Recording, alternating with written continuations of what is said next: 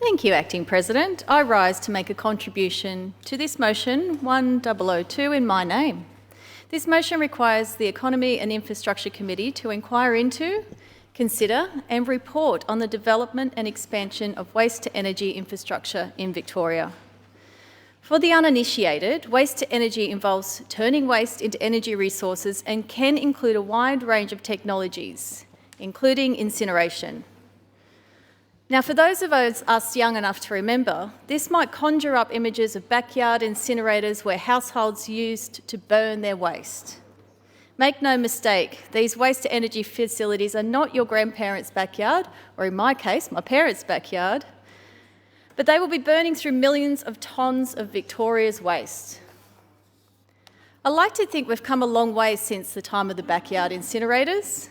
We've learned about that little thing called climate change and how to reduce, reuse and recycle. And yet, puzzlingly, the government's waste management agenda of the future looks a lot like the waste management of the past. In Victoria, we have more waste-to-energy projects in the works than all other Australian jurisdictions combined. And the annual cap on the amount of waste that can be burnt has increased by 150% in 3 years to 2.5 million tonnes. Just last week, 7 new licences were granted for new waste-to-energy projects. While at the same time it was good to see in the same announcement that plans for the Lara facility were rejected, it shouldn't take the opposition of the Deputy Prime Minister for community concerns to be heard. Residents, Council and the Geelong Chamber of Commerce all raised concerns about the level of odour and air pollution this plant could produce, with some homes mere hundreds of metres away. Similar concerns are held by all communities where these facilities are proposed. Once these projects reach full capacity, the vast majority of waste in Victoria could be taken from landfill to be burnt. This represents one of the most significant shifts in waste management policy in Victoria's history. It is deeply concerning that this major shift in waste management policy is happening at the same time as this government is gutting hundreds of jobs from the Department of Energy, Environment and Climate Action. In today's changing climate, we must ask ourselves if this is part of the future we want for Victoria, a future where we are creating even more ways of polluting the people and planet.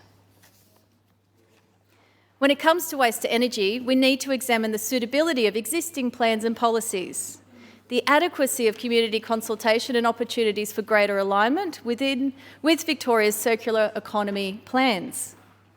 A parliamentary inquiry will allow us to listen to the experts and fully understand the consequences of waste-to-energy transition. Communities, particularly those who may end up living next to these facilities, deserve to understand what the consequences will be. We need to look at the proximity of these facilities to residential areas and transport infrastructure. Communities shouldn't be made to live next to these facilities and deal with hundreds of trucks full of waste barrelling down their local roads at all hours of the day. Infrastructure plans and policies also must be examined to ensure they can cope with the rapid growth of waste-to-energy. The cap on the amount of waste that can be burnt in Victoria has gone up and up and up again. It may be 2.5 million tonnes now, but what could it be next year? And can the infrastructure keep up? Our motion requires an investigation into the economic, social and environmental consequences of the waste-to-energy transition. Commercial arrangements between proposed waste-to-energy project operators and various levels of government are also something that should be questioned. We should not be allowing decades-long contracts for these incinerators that require a certain amount of waste to be generated each year. All this does is incentivise waste generation and the importation of waste from other jurisdictions. Now, we've seen that happen overseas. I'm not making this stuff up. While we are pleased to see that the government's waste-to-energy plans emphasise the importance of separating out organic and recycling materials, we are concerned that in practice, Is this actually happening? To understand our concerns, you only need to look as far as the Recycling Resources from Waste April report from the Victorian Auditor-General's Office. This report highlighted several ways in which the Victorian Government is failing to manage waste heading to landfill. In the last decade, recycling in Victoria has been in a state of crisis following China's closure to low-grade Australian recyclables. In 2019 to 2020, this meant that according to Sustainability Victoria, 63.7% of Victoria's recycling went into landfill. While Victoria's recycling capacity has increased since then, these extensions are slowing, and the Victorian Auditor-General's Office found that there were gaps in mandatory reporting by some operators, and we do not know how much organic matter is actually being sent to landfill. They also found that the amount of waste going to landfill hasn't changed since the government's announced their circular economy strategy in 2019. Now, that strategy is 10 years long and we're halfway through. And to see that there has been no change in the amount of waste going to landfill is astounding. With a track record like this, how are we meant to trust that recycling and organic waste won't just be sent to be burnt at these waste-to-energy incinerations?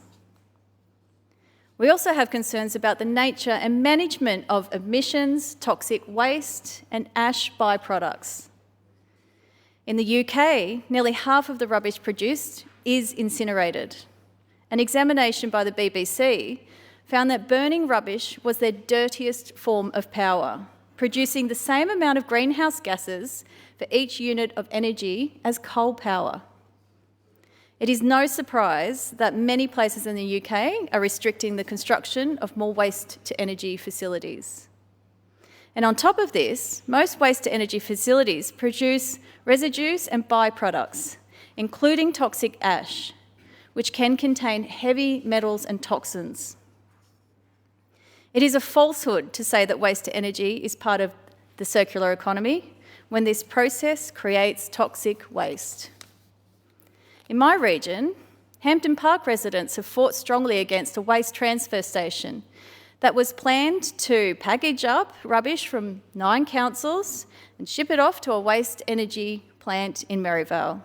The proposed operator, Veolia, had been the subject of numerous complaints and litigation over their management of their landfill site.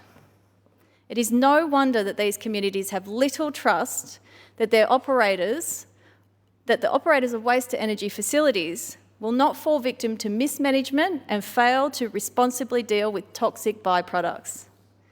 Surely we can do better. With that in mind, our motion requires an investigation into alternative waste management approaches and emerging technologies that better align with circular economy principles. It is important to remember that not all waste to energy is created equal.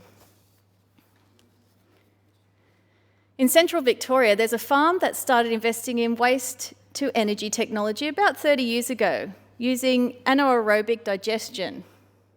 Now, this is pretty interesting because trillions of tiny anaerobic bacteria break down manure waste, which creates gas that can be then used to power machinery, and waste generated can be used as fertiliser. Some of these technologies are truly innovative and more are developing every day, but others, like incineration, leave a lot to be desired. When this government is faced with the option of burning their waste or investing in innovative alternatives, they have a history of going with the easy option. In 2020, the Legislative Council Environment and Planning Committee conducted an inquiry into recycling and waste management. Included in a small part of this was waste to energy, which was heralded as the solution for Victoria's waste woes. The reality is that there are solutions dealing with waste. They just take a bit more effort and ambition rather than incinerating it and setting it on fire. Reducing the amount of waste generated and better separating different waste streams is a really good place to start. A lot has changed since the 2020 inquiry, and the government appears to be at a critical juncture, where they are turning Victoria into the waste to energy state. Now is the time for us to look at alternative waste management approaches and emerging technologies that better align with circular economy principles. Community consultation and the ability to build and retain a social licence are some of the other major issues faced by waste to energy. While many of these projects are in the early stages and haven't been subject to formal community consultation processes yet, after seeing how the community of Hampton Park were treated during community consultation for their waste transfer station, I hold grave concerns. Consultation is only meaningful insofar as it has a direct influence on government decision-making. It cannot simply be a tick-box exercise. It must extend to all members of the community. We don't want to see our cold communities, our working class and vulnerable communities exploited by this government, and that is why our motion requires an investigation into the adequacy of community consultation. These waste-to-energy projects aren't being proposed in Brighton or in Toorak.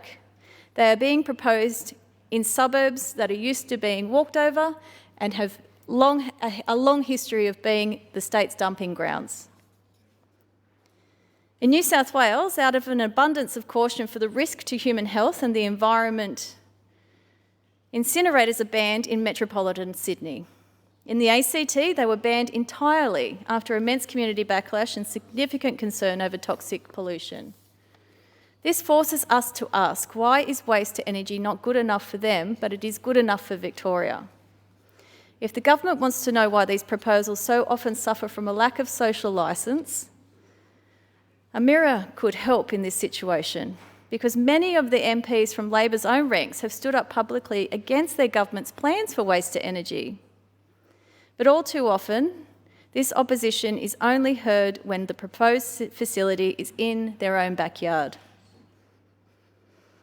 Despite introducing waste to energy legislation into Parliament back in 2022, Minister for Climate Action Lily D'Ambrosio has opposed a project near her northern Melbourne electorate, and signed a petition by her Labor colleague Bronwyn Halfpenny to oppose a proposal in Wallet. With all this in mind, it is no surprise that the public are failing to buy into the idea that waste to energy is something they should embrace in their neighbourhood.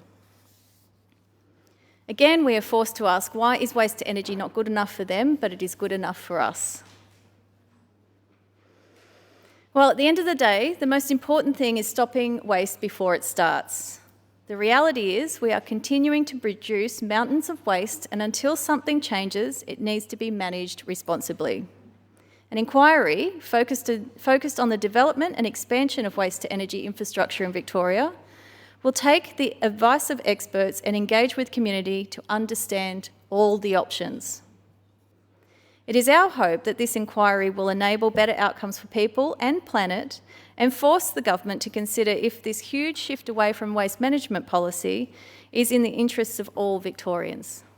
To that end, my colleague David Edershenk will be moving an amendment to this motion. We encourage all parties across the chamber to support this motion. Thank you.